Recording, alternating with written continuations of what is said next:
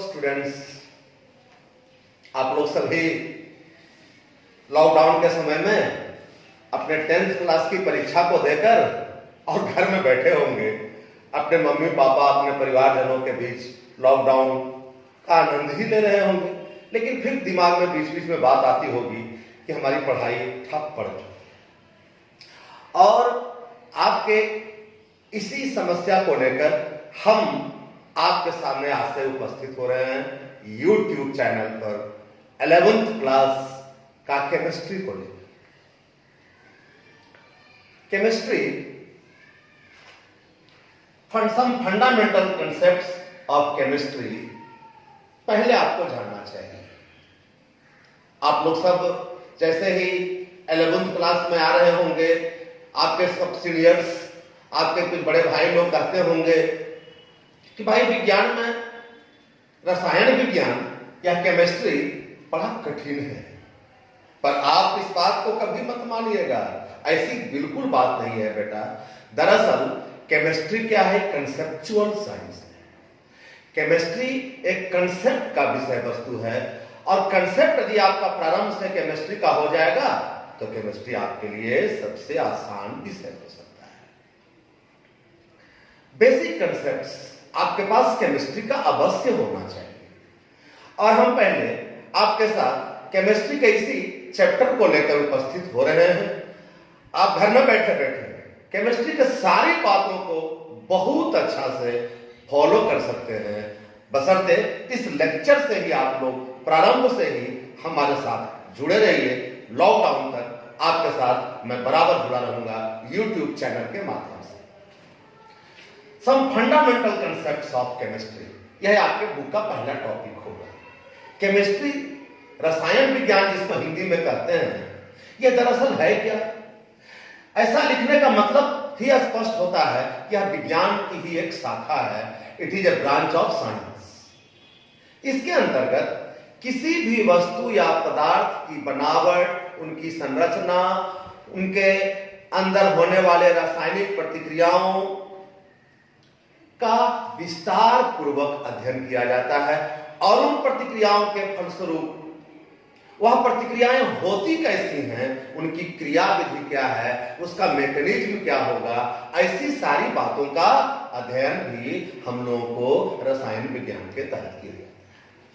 फिर से रसायन विज्ञान विज्ञान की एक ऐसी शाखा होती है जिसके अंतर्गत किसी भी वस्तु या पदार्थ, मैटर का बनावट, उसकी संरचना, उसकी आंतरिक संरचना, उनके गुणों, उनमें होने वाले रासायनिक प्रतिक्रियाओं का, उनके उपयोगों का विस्तार पूर्वक अध्ययन किया जाता है। विज्ञान की इसी शाखा को रसायन विज्ञान कहा जाता है। वस्तु या पदार्थ, मैटर क्या है? हमारे इर्द गिर्द उपस्थित किसी प्रकार की वस्तु, बुक्स हो, पेन हो, मिट्टी हो, बालू हो, कंकड़ हो, पत्थर हो, पहाड़ हो, विभिन्न प्रकार के मिनरल्स हो, खाने पीने की वस्तुओं हो, हम लोग जो पहनते हैं ये सब क्लॉथ्स हो, गारमेंट्स हो, सबके सब मैटर ही है, सबके सब पदार्थ ही है। हवा भी पदार्थ है। जल जो हम लोग पीते हैं, पानी पीते हैं, दूध पीते हैं, तेल का उपयोग करते हैं, petroleum products, kerosene oil, diesel, ऐसे सभी वस्तु सब क्या है? सब पदार्थ है। और सभी कुछ ना कुछ केमिकल एलिमेंट से कंपोजिट होकर बने हुए हैं। विभिन्न रासायनिक तत्वों से संगठित होकर विभिन्न प्रकार के पदार्थों का निर्माण हुआ है। 10th क्लास में भी आप लोग ऐसी कुछ बातों को अवश्य पढ़े होंगे। लेकिन अब केमिस्ट्री को यहां से काफी इनलार्ज रूप में देखना है। लेकिन सब समझने की बातें हैं और सब समझते पढ़ते आसान बनाया जा सकता है। आप सब यह मत समझ लीजिएगा कि अब मैं कॉलेज में पहुंच रहा हूं, अब अभी इसके पहले 10th में हमारे टीचर्स थे, अब कॉलेज जा रहे हैं तो वहां पर विभिन्न प्रकार के लेक्चरर्स, प्रोफेसर से मुलाकात होगी, उनसे डरना नहीं है। वे आपके 10th क्लास तक का कंसेप्ट जो थोड़ा कुछ कम होगा आपके सिलेबस के अनुसार, आपके सभी सम्मानीय शिक्षक उस विषय वस्तु को आपके पास रखते होंगे, लेकिन अब थोड़ा विस्तार पूर्वक रखना है। हो सकता है 10th क्लास में आपके सामने कुछ बात दिमाग में अटक जाता होगा, विस्तार से समझने का मन करता होगा, पर अकॉर्डिंग टू योर सिलेबस आपके टीचर कहते होंगे ये सब बातों को हायर क्लासेस में पढ़ना है, तो हायर क्लासेस में समझना है। इसलिए अब आपके समझने के लिए पूर्णतः केमिस्ट्री को और सरल रूप से बनाने के लिए अब आपका हायर क्लास स्टार्ट हो रहा है, और मैं आपके साथ, आपको घबराना नहीं है। अभी हम लोग समझ रहे थे केमिस्ट्री क्या है, लेकिन केमिस्ट्री के अंतर्गत विभिन्न प्रकार के वस्तुओं का अध्ययन करना है, इसलिए केमिस्ट्री को कई ब्रांच में बांटा गया। केमिस्ट्री की अनेक शाखाएं हैं, और अब हम लोग को जानना है ब्रांचेज ऑफ केमिस्ट्री, केमिस्ट्री की शाखाएं। केमिस्ट्री के अनेक ब्रांच हैं, केमिस्ट्री की अनेक शाखाएं हैं। विभिन्न प्रकार की वस्तुओं का अध्ययन करने के लिए केमिस्ट्री के अलग अलग ब्रांचेज बनाए गए हैं। जैसे इसकी पहली एक शाखा है जिसको कहते हैं अकार्बनिक रसायन। अकार्बनिक रसायन को अंग्रेजी में कहते हैं इनऑर्गेनिक केमिस्ट्री। ये केमिस्ट्री क्या है? ये केमिस्ट्री का एक ऐसा ब्रांच है जिसके अंतर्गत अकार्बनिक वस्तुओं का अध्ययन किया जाता है, अकार्बनिक पदार्थों का अध्ययन किया जाता है। सभी अम्ल, भस्म, लवण, acids, base and salts, these all are inorganic compounds। और ऐसे पृथ्वी से प्राप्त होने वाले अनेक प्रकार के मिनरल्स, ये सब अकार्बनिक पदार्थ हैं, और इन सभी अकार्बनिक पदार्थों का अध्ययन जिस ब्रांच ऑफ केमिस्ट्री के तहत किया जाता है, उस ब्रांच ऑफ केमिस्ट्री को अकार्बनिक रसायन कहा जाता है। केमिस्ट्री का दूसरा ब्रांच है कार्बनिक रसायन, ऑर्गेनिक केमिस्ट्री, जिसके अंतर्गत विभिन्न प्रकार के कार्बनिक वस्तुओं का डिटेल स्टडी किया जाता है। कार्बनिक पदार्थों को की बनावट, उसके बनाने की सारी विधियां, उसके क्या यूटिलाइजेशंस हैं ह्यूमन लाइफ में, उसके क्या क्या प्रयोग हैं, उसके क्या उपयोगिताएं हैं, ऐसे सभी अकार्बनिक वस्तुओं, कार्बनिक पदार्थों, ऑर्गेनिक कंपाउंड्स का स्टडी जिस ब्रांच ऑफ केमिस्ट्री के तहत किया जाता है, उसे कार्बनिक रसायन कहा जाता है। कार्बनिक रसायन के बारे में 10th में कुछ न कुछ बात पढ़े ही होंगे। All the hydrocarbons and its derivatives are called organic compounds। Methane, ethane, petroleum products जितने भी हैं सबके सब, प्रोटीन्स, ऑयल्स, कार्बोहाइड्रेट्स, ये सब के सब कार्बनिक यौगिक हैं। और इन सब कार्बनिक यौगिकों का अध्ययन करने के लिए जो केमिस्ट्री का दूसरा ब्रांच बनाया गया, उसका नाम रखा गया कार्बनिक रसायन। कार्बनिक रसायन के अंतर्गत इसका और भी ब्रांच है, जैसे एक है भौतिक रसायन, फिजिकल केमिस्ट्री। ये फिजिकल केमिस्ट्री क्या है? ये कार्बनिक, ये फिजिकल केमिस्ट्री, भौतिक रसायन, रसायन विज्ञान की एक ऐसी शाखा होती है, एक ऐसा ब्रांच होता है जिसके अंतर्गत विभिन्न प्रकार के रासायनिक पदार्थों के अंतर्गत होने वाली रासायनिक प्रतिक्रियाएं और उससे संबंधित नियमों और सिद्धांतों का अध्ययन करने के लिए जो रसायन विज्ञान की शाखा लाई गई, उसका नाम रखा गया भौतिक रसायन। विभिन्न प्रकार के पदार्थों में होने वाली रासायनिक प्रतिक्रियाएं और उनकी क्रिया विधियों से संबंधित सभी नियमों एवं सिद्धांतों का अध्ययन करने के लिए जो ब्रांच ऑफ केमिस्ट्री है, उसे कहते हैं भौतिक रसायन। केमिस्ट्री का एक चौथा ब्रांच है विश्लेषणात्मक रसायन। विश्लेषणात्मक रसायन को अंग्रेजी में एनालिटिकल केमिस्ट्री कहा जाता है। क्या कहते हैं? Analytical chemistry. आप लोग 9th 10th क्लास से ही अपने स्कूल कॉलेज में कुछ प्रैक्टिकल भी करते होंगे, प्रायोगिक विषयों की भी पढ़ाई होती होगी, कुछ विश्लेषण करते होंगे, कुछ प्रिपरेशन करते होंगे, कुछ सिंथेसिस करते होंगे। विश्लेषणात्मक रसायन के अंतर्गत ये सब सारी बातें आती हैं। जैसे कि अब हम लोगों को कोई मन में ऐसा डाउट है कि हम लोग जो खा पी रहे हैं कोई वस्तु, वह वस्तु शुद्ध है कि नहीं है, कि उसमें कुछ हानिकारक पदार्थ मिले हुए हैं, इसका एनालिसिस करना हो, इसका विश्लेषण करना हो, तो हम लोगों को केमिस्ट्री लैब में जाना पड़ेगा और वहां पर कुछ प्रयोग करने हैं। उन प्रयोगों के आधार पर हम लोग इन बातों का विश्लेषण कर सकते हैं कि वह खाने पीने वाला पदार्थ हमारे फायदे के हैं या हमें नुकसान देने वाले हैं। कोई भी वस्तु हो, कोई भी पदार्थ हो, वह पदार्थ देखने में एक जैसा लग रहा है। जैसे हम नमक है, नमक साल का सूत्र आप लोग जानते होंगे, क्या होता है? NaCl। कॉमन साल्ट का सूत्र NaCl। लेकिन चीनी जो खाते हो मीठा लगता है, शुगर, इसका केमिकल कंपोजिशन क्या होता है? C12H22ONA। ग्लूकोज, फ्रक्टोज, ऐसे बहुत सारे पदार्थ, सबका अलग अलग रासायनिक संगठन होता है, सबके अलग अलग केमिकल कंपोजिशन होते हैं। अब यदि नमक है, शुगर है और ऐसे जैसे पोटासियम साइनाइड है, जो जानते हो कि एक भारी और एक भयंकर विष है। कौन? Potassium cyanide. पोटासियम साइनाइड एक भयंकर विष है। इसको जीभ पर चखते ही, जीभ पर रखते ही तुरंत मौत हो जाती है। इसका नाम है, इसका सूत्र है, इसका केमिकल कंपोजिशन है KCl। ऐसे बहुत सारे पदार्थ हैं।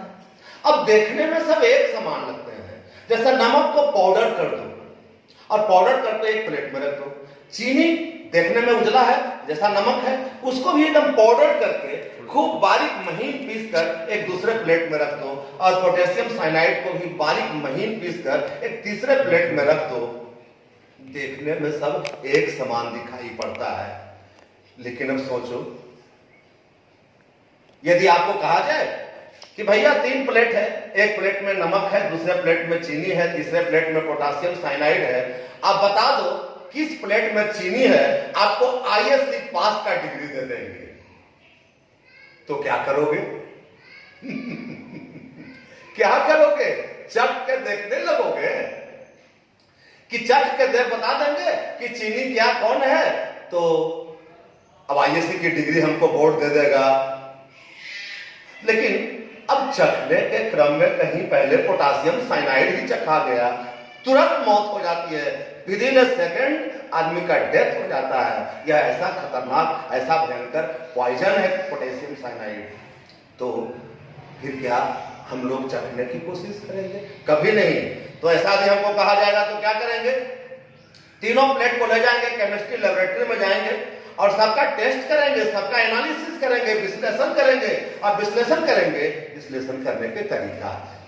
प्रयोग में कोई भी वस्तु को जांचने का तरीका है। उन तरीकों से, उन टेक्निक से और कुछ एक्सपेरिमेंटल मेथड है जो आप आगे जैसे जैसे पढ़िएगा आपको सारी बातों की जानकारी होगी। और उन विधियों के अनुसार आप केमिस्ट्री लैब में जाकर प्रैक्टिकल करोगे तो पता चलेगा कि जो नमक वाला प्लेट है, जो नमक है, उसमें 2 एलिमेंट सोडियम और क्लोरीन है। यह 2 एलिमेंट से कंपोजिट होकर बना है। सोडियम Na, सोडियम का सिंबल होता है Na, क्लोरीन का सिंबल होता है Cl।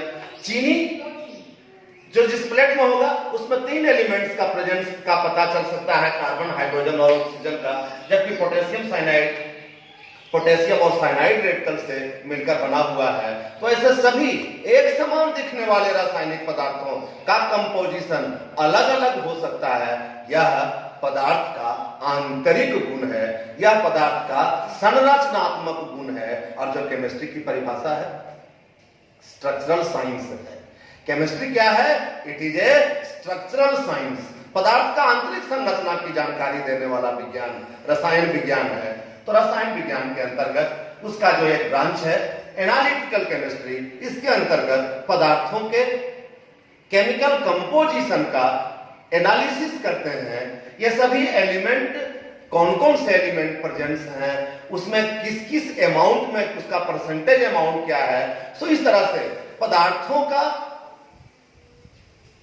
क्वालिटेटिव और क्वांटिटेटिव एनालिसिस करने के लिए जो ब्रांच ऑफ केमिस्ट्री बनाया गया उसका नाम रखा गया एनालिटिकल केमिस्ट्री, विश्लेषणात्मक रसायन। ऐसे रसायन विज्ञान की और भी अनेक शाखाएं हैं, जैसे कृषि रसायन, एग्रीकल्चरल केमिस्ट्री, औद्योगिक रसायन, इंडस्ट्रियल केमिस्ट्री, ऐसे भी कुछ ब्रांच ऑफ केमिस्ट्री है, जैसे कृषि रसायन है, एग्रीकल्चरल केमिस्ट्री है, औद्योगिक रसायन, इंडस्ट्रियल केमिस्ट्री है। ये सब क्या है?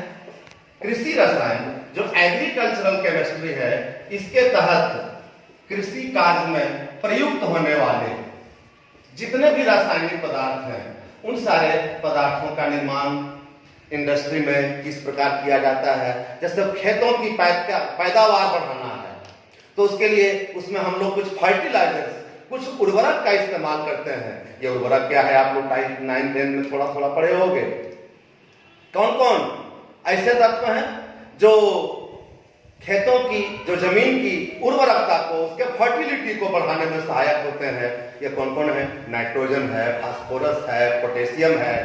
ऐसे एलिमेंट से मिलाकर ऐसे कुछ केमिकल्स बनाए जाते हैं जो सिर्फ लाभदायक होते हैं और किसी को नुकसान पहुंचाते नहीं। वैसे एलिमेंट से कंपोजिट करके कुछ कंपाउंड बनाए जाते हैं फर्टिलाइजर्स के रूप में, जिसका इस्तेमाल होता है, जैसे urea, ammonium sulphate, calcium superphosphate, triple superphosphate, ऐसे अनेक उर्वरकों का निर्माण किया जाता है कृषि कार्यों में, खेतों की उपजता को बढ़ाने के लिए। और ऐसी सारी बातों का अध्ययन करने के लिए एक ब्रांच ऑफ केमिस्ट्री है, जिसको कहते हैं एग्रीकल्चरल केमिस्ट्री। पौधों को नुकसान होने से बचाने के लिए उसमें कुछ कीटनाशकों का छिड़काव करते हैं, कुछ जंतुनाशकों का छिड़काव करते हैं। तो ऐसे इंसेक्टिसाइड, ऐसे कुछ जो हानिकारक जंतु होते हैं, उनका नुकसान पहुंचाने के लिए और फसलों को सुरक्षित रखने के लिए। कभी कभी फसल पर फफूंद लग जाता है, उसको हटाने के लिए उसके ऊपर जिस केमिकल का छिड़काव करता है उसको फफूंदनाशी, फंगीसाइड्स कहते हैं। ऐसे केमिकल्स का निर्माण करने की जिम्मेवारी भी रसायन विज्ञान को है। और इन सारी बातों की जानकारी करने के लिए जो केमिस्ट्री का ब्रांच बनाया गया उसको कहते हैं कृषि रसायन, एग्रीकल्चरल केमिस्ट्री।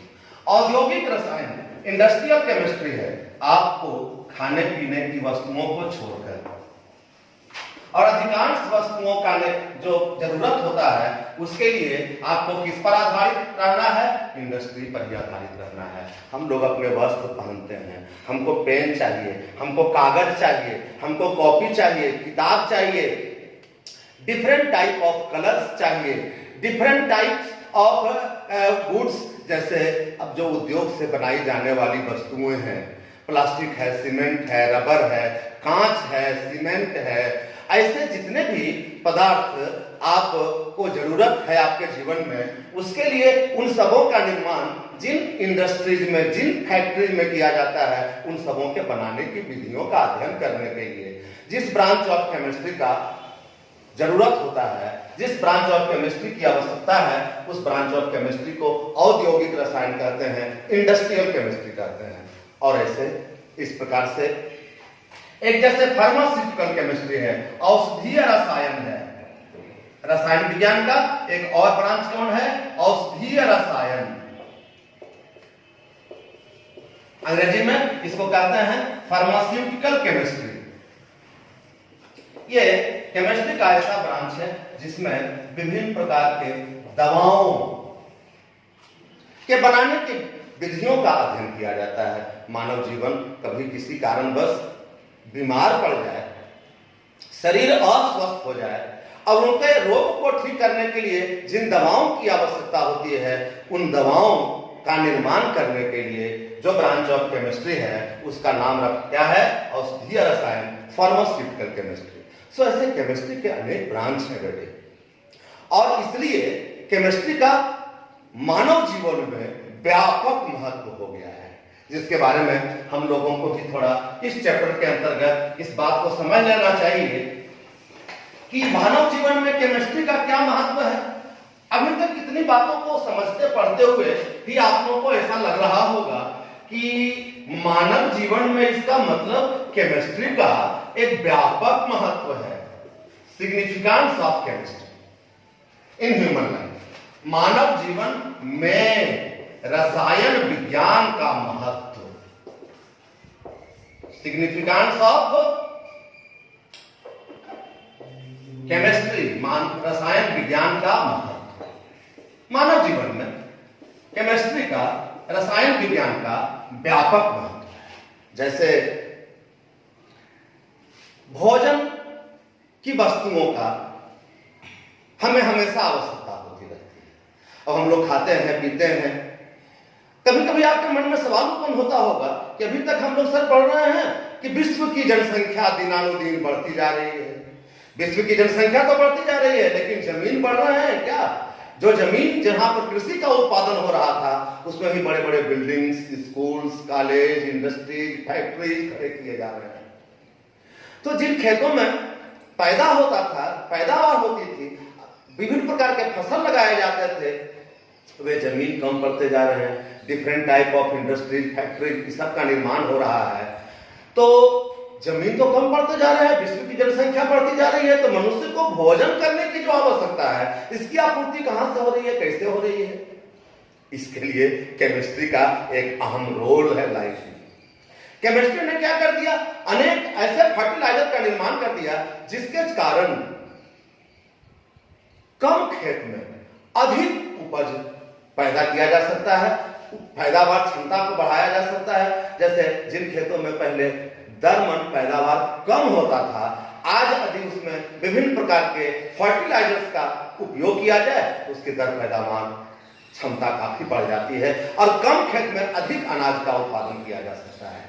कभी कभी फसलों को सुरक्षित रखने के लिए उस पर फफूंदनाशकों, जंतुनाशकों, कीटनाशकों का छिड़काव करने की आवश्यकता होती है। इसके निर्माण में भी रसायन विज्ञान की ही भूमिका महत्वपूर्ण है।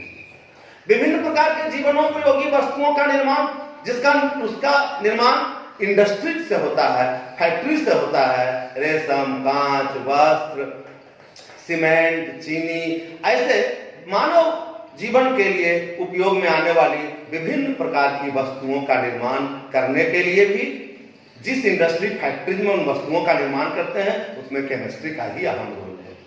मानव जीवन कमजोर पड़ जाता है, कभी उसके जीवन में, उसके शरीर में किसी तरह से रहन सहन, खान पान में अनियमितता के कारण उसको अनेक प्रकार के रोग हो जाते हैं। तो वह रोग जो होता है, शरीर में कुछ आवश्यक तत्वों की कमी के कारण कोई रोग हो जाता है। उन रोगों को ठीक करने के लिए आप जब डॉक्टर्स के पास जाते हैं, डॉक्टर आपके रोगों की पहचान कर लेते हैं, उसके बाद वैसे वो मेडिसिन को एडवाइस करते हैं जिन मेडिसिन को लेने से आपके शरीर में आवश्यक तत्वों की आपूर्ति हो जाती है और आप फिर चंगे हो जाते हैं, फिर आप स्वस्थ हो जाते हैं। तो विभिन्न प्रकार के जीवन रक्षक दवाओं का निर्माण, विभिन्न प्रकार के रोगों का निदान करने के लिए जिन दवाओं का निर्माण किया जाता है, उसके निर्माण में भी रसायन विज्ञान की ही भूमिका है। जैसे अब विभिन्न प्रकार के मेडिसिन हैं कि जैसे सल्फा ड्रग्स है, क्लोरोमाइसेटिन है, टेरामाइसिन है, टेट्रासाइक्लिन्स है, ऐसे विभिन्न प्रकार के जो दवाएं होती हैं, उन दवाओं का निर्माण करने में भी रसायन विज्ञान की ही भूमिका है। कई जीवन रक्षक दवाओं, जैसे कैंसर के उपचार में सिस्प्लाटिन, टैक्सोल, ऐसे केमिकल का इस्तेमाल किया जाता है। इन सबों के निर्माण में भी रसायन विज्ञान का ही योगदान है। बीच बीच में आप लोग सुनते रहते होंगे, मानव जीवन जो कभी कभी कुरीतियों का शिकार हो रहा है। एड्स नाम की एक भयंकर बीमारी के बारे में जानते हो। एड्स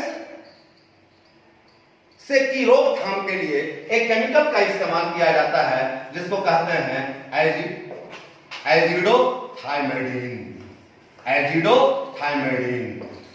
शॉर्ट में इसको AZT लिखा जाता है। इस केमिकल के निर्माण में भी रसायन विज्ञान का ही योगदान है। आपके शरीर में कभी दर्द हो जाए, माथे में दर्द हो जाए, तो कई दर्दनाशक दवाओं, बलवर्धक दवाओं, ऐसे सभी प्रकार की विभिन्न प्रकार की दवाओं के निर्माण में भी रसायन विज्ञान का ही योगदान है। सो मानव जीवन में इस प्रकार से आपके जीवन के फायदे के लिए या जीवन के विनाश के लिए भी आजकल जैसे युद्ध क्षेत्र में अनेक विस्फोटक सामग्रियों का इस्तेमाल होता है। अब यदि आपके देश पर कोई दूसरा देश कुदृष्टि डाल रहा हो आप पर आक्रमण करना चाहता हो, तो आपके सैनिक भाइयों की मजबूती के लिए रसायन विज्ञान ने अनेक विस्फोटक सामग्रियों का निर्माण कर दिया है, जैसे ट्राइनाइट्रोबेंजीन, ट्राइनाइट्रोटोल्यूइन, ऐसे डायनामाइट, ऐसे विस्फोटक सामग्रियां जिसका इस्तेमाल से पहाड़ तक को ब्लॉक किया जा सकता है। ऐसी विस्फोटक सामग्रियों के निर्माण में भी रसायन विज्ञान का ही योगदान है। विभिन्न प्रकार के ऊर्जा के स्रोत में रासायनिक विज्ञान का रोल बहुत इंपॉर्टेंट है। अभी आपको अब जैसे लगता होगा कि कोल खत्म हो जाएगा, 50 वर्षों के बाद जमीन से कोयला खत्म हो जाएगा, पेट्रोलियम प्रोडक्ट कम पड़ जाएगा, तो आपको ऊर्जा की आपूर्ति करने के लिए जो न्यूक्लियर रिएक्टर एक माध्यम रह गया है, जिसमें विभिन्न प्रकार के radio active substances, uranium, plutonium, thorium इत्यादि का इस्तेमाल किया जाना है, वो सबके लिए भी, वैसे ऊर्जाओं के खोज के लिए भी, वैसे ऊर्जाओं का निर्माण में भी रसायन विज्ञान का ही योगदान है। युद्ध क्षेत्र में सैनिकों को, अपने दुश्मनों को भारी नुकसान पहुंचाने के लिए हमारे सैनिक जिन विस्फोटक सामग्रियों का इस्तेमाल करते हैं, ट्राइनाइट्रोबेंजीन, ट्राइनाइट्रोटोल्यूइन, फॉस्जीन नामक विषैली गैस, ऐसे सभी पदार्थों के निर्माण में भी रसायन विज्ञान का ही महत्वपूर्ण योगदान है। सो मानव जीवन के अस्तित्व को बचाए रखने के लिए और इसका विनाश करने के में भी जितने भी रासायनिक पदार्थों की आवश्यकता होती है, उसमें रसायन विज्ञान का ही योगदान है। तो आपके जीवन में रसायन विज्ञान का एक इंपॉर्टेंट रोल है। इन सब बातों की पढ़ाई करते हुए आपको कंपटीशन में, अब मेडिकल में जाना हो, इंजीनियरिंग में जाना हो, कोई बड़ा से बड़ा साइंटिस्ट बनना हो, इन सारे बातों को ठीक से यदि आप केमिस्ट्री को ठीक से समझ लेंगे तो आप बड़े से बड़े पद पर पहुंच सकते हैं। और यह सब बहुत इंटरेस्टिंग सब्जेक्ट है केमिस्ट्री। आप चाहे कोई रोजगार करें अथवा नहीं करें, लेकिन आपके जीवन की जानकारी के लिए भी रसायन विज्ञान का आपके जीवन में एक इंपॉर्टेंट रोल है। सो इस विषय को ठीक से समझना चाहिए, ठीक से पढ़ना चाहिए और आत्मसात करना चाहिए। बस आज आपके सामने मैं इस फंडामेंटल कंसेप्ट ऑफ केमिस्ट्री को लेकर उपस्थित हुआ था। अब इसका सब डिटेल धीरे धीरे क्रमशः हम आपके YouTube चैनल पर करते जाएंगे। आप हमेशा इस लॉकडाउन समय तक हमसे कनेक्टेड रहिए। मैं आपका केमिस्ट्री लगातार रोज रोज कुछ न कुछ मजबूत करता जाऊंगा। इन्हीं चंद शब्दों के साथ मैं आपसे आज विदा लेता हूं। Thank you very much.